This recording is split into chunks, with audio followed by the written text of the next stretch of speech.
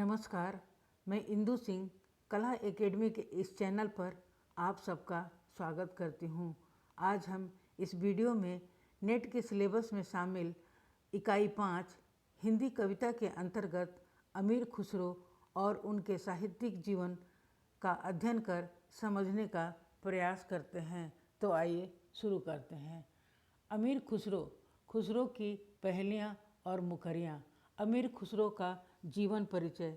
मध्य Asia के लाचन जाति के तुर्क सैफुद्दीन के पुत्र अमीर खुसरो का जन्म सन 1255 ईस्वी में गांव पटियाली जिला एटा में हुआ था।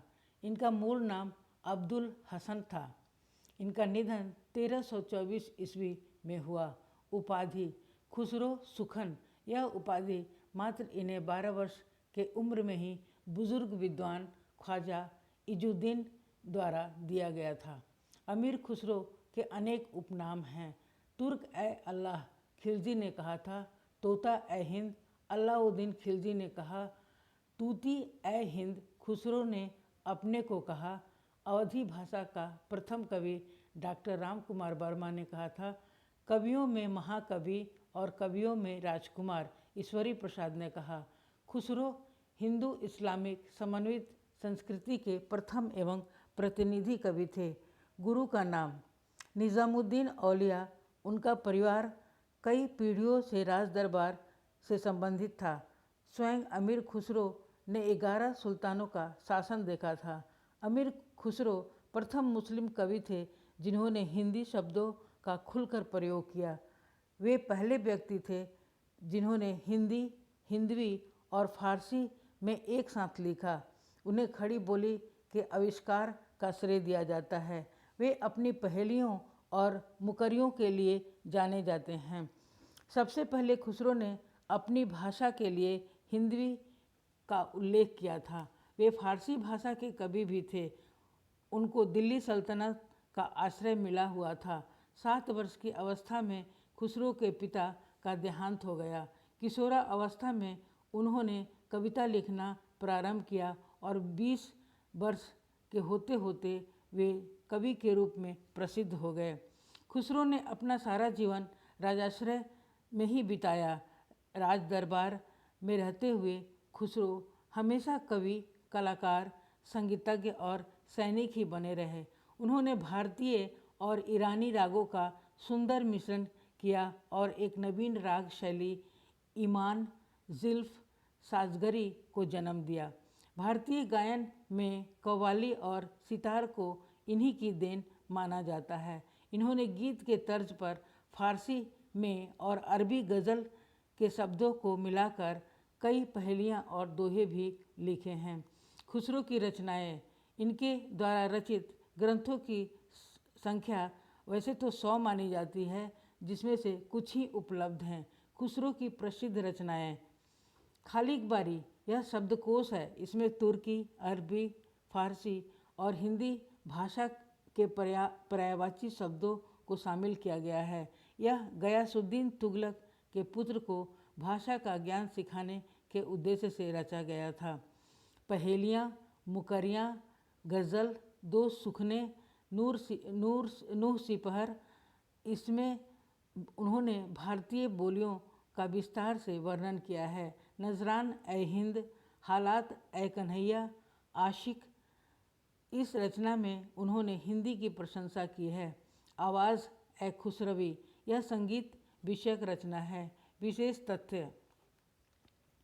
खुसरो को हिंदू इस्लामी समन्वित संस्कृति का प्रथम प्रतिनिधि कवि माना जाता है। इन्हें हिंदी खड़ी बोली का प्रथम कवि माना जाता है। यह ब्रज भाषा और अवधी दोनों को मिलाकर काव्य रचना करने का आरंभ इन्होंने ही किया था। अमीर खुसरो की हिंदी रचनाओं का प्रथम संकलन जवाहरे खुसरवी के नाम से 1918 ईस्वी में मौलाना रशीद अहमद सालेम ने अलीगढ़ से प्रकाशित करवाया। अमीर खुसरो की हिंदी रचनाओं का द्वितीय संकलन 1922 ईस्वी में ब्रजरतन दास ने खुसरो की हिंदी कविता नाम से नागरी प्रचारणी सभा काशी से प्रकाशित करवाया। डॉक्टर कादरी खालिक बारी को खुसरो की रचना नहीं मानते हैं। डॉक्टर राम कुमार वर्मा ने खुसरो को अवधि का प्रथम कवि कहा है। खुसरो अपनी पहेलियों के कारण सर्वाधिक प्रसिद्ध थे। खुसरो का प्रसिद्ध कथन है, मैं हिंदुस्तान का तूती हूँ, अगर तुम भारत के बारे में वास्तव में कुछ पूछना चाहते हो तो मुझसे पूछो। अमीर खुसरो के संदर्भ में आलोचकों के कथन। आचार्य रामचंद्र शुक्ल के शब्दों में इनकी पहेलियाँ और मुकरियाँ प्रसिद्ध हैं। उनमें उक्ति वैचित्र्य की प्रधानता थी, यद्यपि रसीले गीत और दोहे भी इन्होंने लिखे हैं। आचार्य रामचंद्र शुक्ल के अनुसार कबीर की अपेक्षा खुसरो का ध्यान बोलचाल की भाषा की ओर अधिक था, उसी प्रकार जैसे अंग्रेजों का ध्यान बोलचाल की भाषा की ओर अधिक रहता था।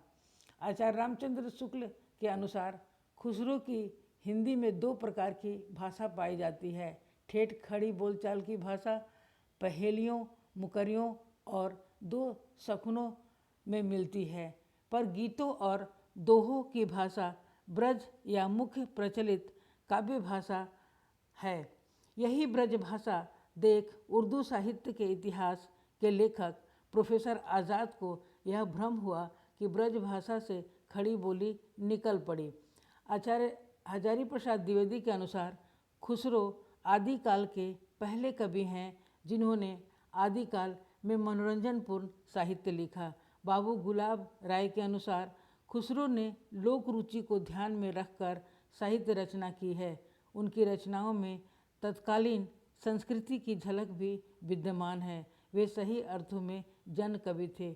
खुसरो की प्रसिद्ध पंक्तियाँ, च मन तूतिये हिंदुम अर रास्त पुरसी, जेमन हिंदुई पुरुष तानाज गोयम। उन्होंने कहा, मैं हिंदुस्तान का तूती हूँ, अगर तुम वास्तव में मुझसे कुछ पूछना चाहते हो तो हिंदवी में पूछो, ताकि मैं कुछ अद्भुत बातें बता सकूं। अभी हम आचार्य रामचंद्र शुक्ल के दृष्टि में अमीर खुसरो का अध्ययन करते हैं। आचार्य रामचंद्र शुक्ल ने अपने इतिहास ग्रंथ में अमीर खुसरो की चर्चा वीर गाथा काल प्रकरण 4 फुटकल रचनाएं के अंतर्गत किया है। शुक्ल जी ने इन्हें 8वें नंबर पर रखा है और सिर्फ खुसरो ही कहा है। पृथ्वीराज की मृत्यु संवत 1249 के लगभग 90 वर्ष पीछे खुसरो ने संवत 1350 के आसपास रचना आरंभ की। इन्होंने गयासुद्दीन बलवन से लेकर अलाउद्दीन और कुतुबुद्दीन मुबारक शाह तक कई पठान बादशाहों का जमाना देखा था। ये फारसी के बहुत अच्छे ग्रंथकार और अपने समय के नामी कवि थे। इनका निधन संवत 1381 ईस्वी में हुई। ये बड़े ही विनोदी, मिलनसार और सहृदय थे। इसी से जनता की सब बातों में पूरा योग देना चाहते थे।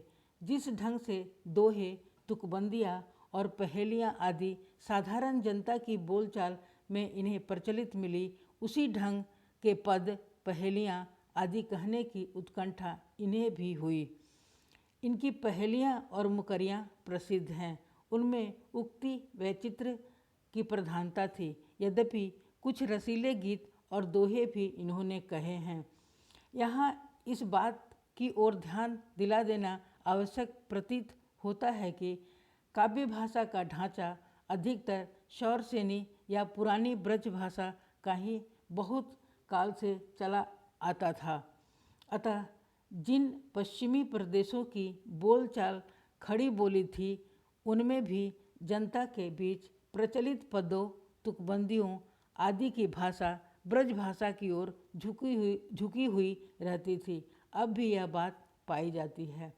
इसी से खुसरो की हिंदी रचनाओं में भी दो प्रकार की भाषा पाई जाती है।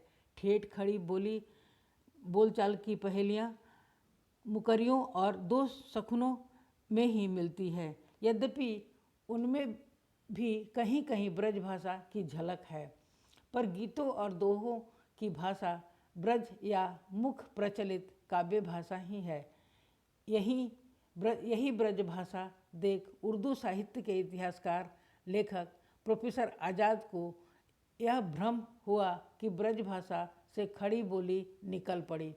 खुसरो के नाम पर संग्रहित पहेलियों में कुछ प्रक्षिप्त और पीछे की जोड़ी पहेलियाँ भी मिल गई हैं, इसमें संदेह नहीं। उदाहरण के लिए हुक्के वाली पहेली लीजिए। इतिहास प्रसिद्ध बात है कि तंबाकू का प्रचार हिंदुस्तान में जहांगीर के समय हुआ।